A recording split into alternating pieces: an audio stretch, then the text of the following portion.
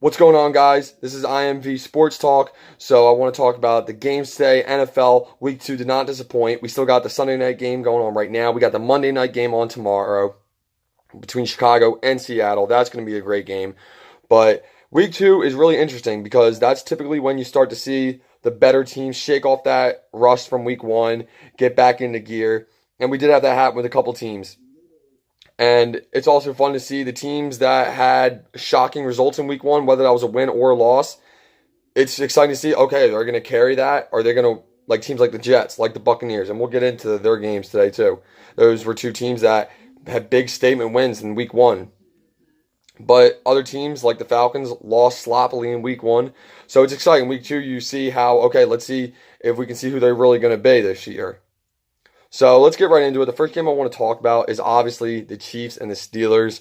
One, me being a Steelers fan, I got to talk about it. And two, I think it was undoubtedly the most exciting game of the day. Really. I mean, 42-37, you have the Chiefs pull out this win. And first and foremost, Patrick Mahomes is a stud. And I told you guys in my video earlier that I was skeptical about him in the beginning of the season. And last year when the talk started, people started talking about bench Alex Smith, throw Mahomes in there. And I have no skepticism towards him at all now because this kid is a baller. He threw 6 touchdown passes today. Kelsey has a big day. And the main thing about that game, too, is the Steelers' defense looks horrible. They look absolutely terrible. The offense for the Steelers came back to life after having a really bad game with the Browns last week in that tie. The Steelers suffer a tough loss. They're now 2 weeks into the season, not a win yet. And then they got to go on the road and play at Tampa Bay next week on Monday night. So that's another tough game. But Ben had a hell of a game today. Roethlisberger did. He bounced back big time after the sloppy 5-interception performance he showed last week. And Juju Smith-Schuster had another great game today. That's 2 consecutive games with 100 yards receiving for him. So big games from Juju and Ben Roethlisberger. You did have a moment in the game where you saw Antonio Brown yelling at one of the coaches. I'm not sure which coach it was. I believe it was the receivers coach. I don't think it was the offensive coordinator. It might have been, but definitely one of the offensive coaches. You saw it last year, too. He was doing that, and I don't like to see that. But, that's a guy, Antonio Brown. He thinks he's, he is the star player on that offense, and he is. And if he thinks he's open and they're missing him, and Ben, if you watch that game, Ben missed him a lot. There was a couple times Brown was open in the end zone, and he just overthrew him, underthrew him. So we'll see what transpires the next couple of days if anyone like Tomlin or whatever talks about what was going on there. But yeah, Steelers lose. Chiefs win 42-37. Chiefs are 2-0. Steelers fall to 0-1-1. So moving on, the Buccaneers and the Eagles. That was another great game.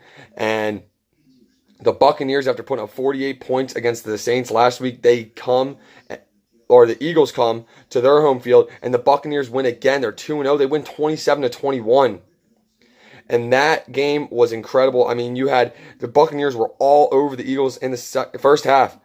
And the Buccaneers even went up 27-7 at one point. They were destroying the Eagles. And the Eagles came back. They didn't give up, which is what Philly does.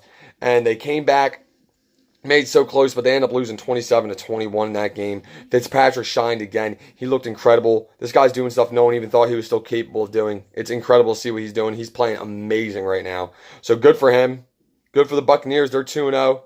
And the Eagles dropped a game they thought they were going to win. So, yeah, that Fitzpatrick did go over 400 yards, 4 touchdowns. So, again, he balls out again. We'll see how long it lasts for Fitzpatrick if he can keep this thing going. So, tough loss for the Eagles, but if I'm an Eagles fan, I wouldn't lose sleep over it. They'll be all right. The Buccaneers are just playing really good football right now. There's no doubt about it. I mean, it wasn't a fluke that they put up 48 on the Saints last week, and it's not a fluke that they beat the Eagles this week. They're a good team. Right now they are. We'll see how that transpires the rest of the season, but right now they're a good team. This makes me want to throw up because I hate it so much. And yeah, for the second week in a row, a tie in the NFL. I hate it so bad. The Vikings and Packers tie 29-29, and I'm so tired of a tie. Like in the NFL, it's ridiculous. And the reason for that is because there's no point system in the NFL. So if you guys follow soccer, you know that if you get a tie, usually in most leagues and every league I've ever watched, you get a point for that. So there's a plus side to it. In the NHL, there's no ties, but if you go into overtime, you lose in overtime or a shootout, you still get a point. There's no point system in the NFL. So what does a tie do for either team? It does absolutely nothing. It's ridiculous. They got to change something. because the ties can't be happening. I'm sick of it. I know there's other people with me too. They can't stand it. And I wish they adapted the college rules because the college overtime rules are incredible. I love it. It's so exciting. They don't have to do that exact thing, but they got to do something and get rid of these ties because I know people are tired of it. No one wants to see a tie. It sucks. But anyway, 29-29. Kirk Cousins goes absolutely ballistic. He has a hell of a game today. So, Daniel Carlson for the Vikings missed 3 field goals today. 2 of them in overtime. I'd be shocked if that guy still has a job come tomorrow. Because, man, and a 35-yarder, I believe it was, a 35-yarder as time expired in overtime, he misses it. Misses 3 field goals on the day. And that's what sucks about overtime, though. You got to understand, sometimes these guys, these offenses, get these teams into a position. I'm kind of debating against myself here.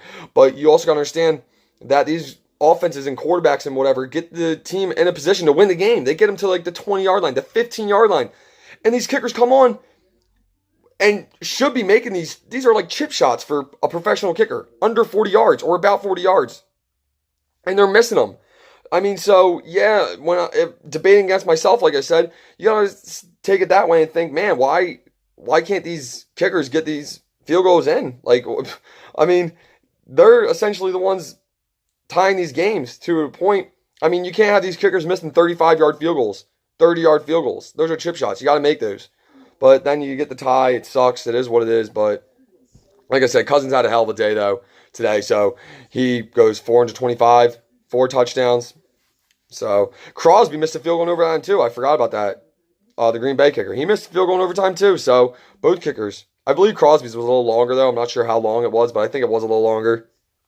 But so there's that. You got the Falcons. They bounced back. A lot of people were interested to see how they played after they struggled last week against the Eagles. Matt Ryan looked terrible last week, but he bounced back. He had a great game, and they beat the Panthers 31-24. So the Falcons bounced back. They're looking like they're back on track, kicking off that rust like I was talking about. So they're back on track. They're looking like a good team right now. The Bills and the Cardinals, in my opinion, are the 2 worst teams in the NFL right now. I had to just say that real quick. Their games, I mean, unless you were a Rams fan or a Chargers fan, you didn't watch those respective games because they were just ridiculous. The Cardinals and Bills are hands down the 2 worst teams in football right now. They're just both really bad teams. The Cardinals can't get anything going. They got to take Sam Bradford out. It's time for Josh Rosen. The Bills, their defense is horrible. There's reports that Vontae Davis, literally said he was quitting. He was done. So I don't know. There's a huge story about that, but that's pretty crappy if you're telling your teammates at halftime that you're done, you're quitting. I mean, you don't do that. It's ridiculous. You're a professional player. You can't be doing that. I'm not going to get into that too much, but I saw that report. I just want to throw that in there. But you had the Jaguars and Patriots, and the Jaguars beat the Patriots 31-20. That game was exciting as hell. The Jaguars, it was 31-20. The Patriots came back, but I mean, if you watch that game, Jaguars were all over the Patriots all game long. They went up 31 to 13 or what at some point. I mean, they handled the Patriots no problem, and they win that game. D.D. Westbrook towards the end, I think it was 24-13. It was 24-13, and then D.D. Westbrook gets a little slant pass, and he takes it all the way 60-some yards to the house. And Jaguars win, and they show that they're a contender. They're showing that they might be a favorite in the AFC. People are doubting them. They look right now. I think that by this game today, they're showing people don't sleep on us. Because a lot of times you have people talking about, well, their defense is so good. Their defense is so good. Bortles isn't all that great. It's their defense winning games. Well, today Bortles was amazing. And he showed that he can carry this team to the AFC Championship game or even the Super Bowl. I mean, right now, I think they're the favorites in the AFC right now. I mean, based off of the way the 3 favorites in my eyes were the Jaguars, Patriots, and Steelers. And the Steelers have had a crappy start. And then today you have the Jaguars beat the Patriots. So Jaguars are the favorite in my opinion right now. I know it's early, but that's the way it is. The Broncos walk off, kick a game-winning field goal in walk-off fashion against the Raiders. They rallied to beat them 20-19. The Raiders were up 19-7 at one point. But the Broncos and Case Keenum drove them down the field, possession after possession, and got them in a position to win the game, and they did. They win 20-19. That's a heartbreaking loss for Gruden and the Raiders. Gruden's still looking for his first win as Raiders head coach again. His second tenure with them. And you had the Titans beat the Texans without Mariota. Gabbert didn't do incredibly well. He only threw for 135 yards or so, something like that. But the Titans still get the job done, so good for them. They get the job done without Mariota. They win the game against the Texans 20-17.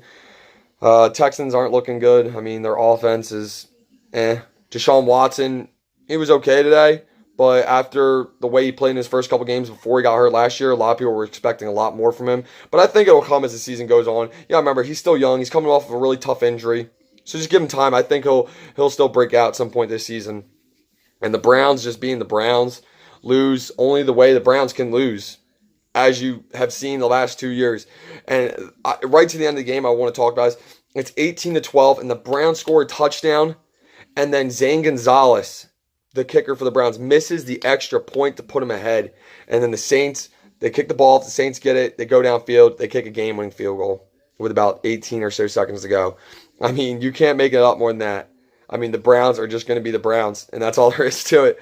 I think they'll eventually get a couple wins this year, but not yet. And the Jets really cooled down. That's another team I was talking about that absolutely went ballistic last week over the Lions. Killed them. Sam Darnold was amazing. And, man, I mean, the Dolphins responded to them today. I mean, they shut that offense down. And this game was really a tale of two halves. If you watch this game was such, I mean, momentum swings you're talking about from the first half to the second half. First half, it was all Dolphins. The Jets looked dead. They looked like they didn't even show up to play. They didn't look like they knew where they were. The Dolphins were up 20-0 at halftime. And then the second half came out, and it was vice versa. The Dolphins didn't look like they knew what they were doing. And the Jets were all over them. The Jets got 12 points in the second half. But unfortunately, too little, too late for the Jets. They lose 20-12. So a good win for the Dolphins. Jets cooled down. Darnold didn't have that great of a game. It wasn't a terrible game. But based off the way he played last week, it was a decent game for him. So that's all the NFL games I wanted to talk about today, guys. I hope you enjoyed the video. Hope you're enjoying the game tonight and the game tomorrow night. All right, this is IMV Sports. Don't forget to like, comment, and subscribe. All right, and follow me on Twitter at IMV Sports, guys.